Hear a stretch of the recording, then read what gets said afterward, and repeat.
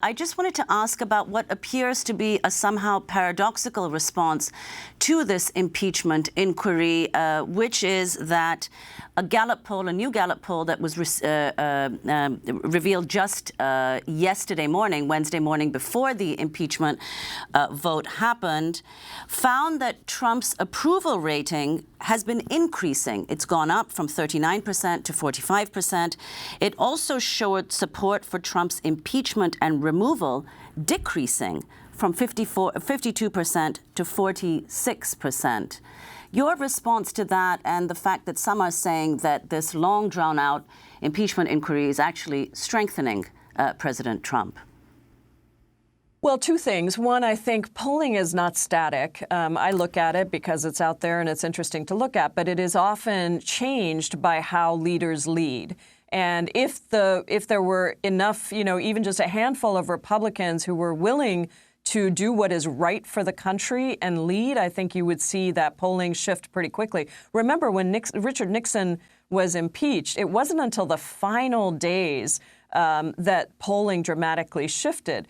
Here, we have a very odd situation where the first and best witness to our case came on very early in the process, went on national television and told the American people exactly what Donald J. Trump did and wanted, and that was Donald J. Trump. He is the smoking gun in this situation. So people who are looking for more evidence somewhere else should just look at his words consistently, as well as his actions and the corroborating testimony.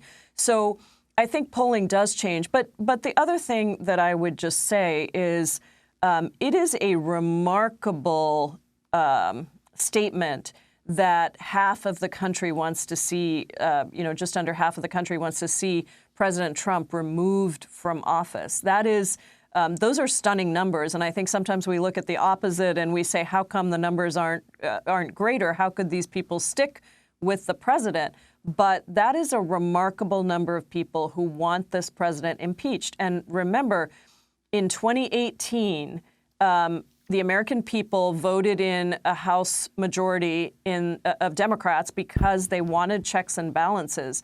And I think that they are smarter than what Donald Trump gives them credit for. I'm not saying this is going to be easy, whether he's removed or not, if we have to go through a 2020 election because the Senate refuses to be courageous. The reality is that we have to continue to emphasize to the American people that if you don't have checks and balances, you don't have a democracy. If you don't have free and fair elections, you don't have a democracy. So if we want a democracy, we have to be willing to stand up for it. There may need to be people in the streets consistently. I'm an organizer and an activist, and I believe that that matters. We have to hold this president accountable.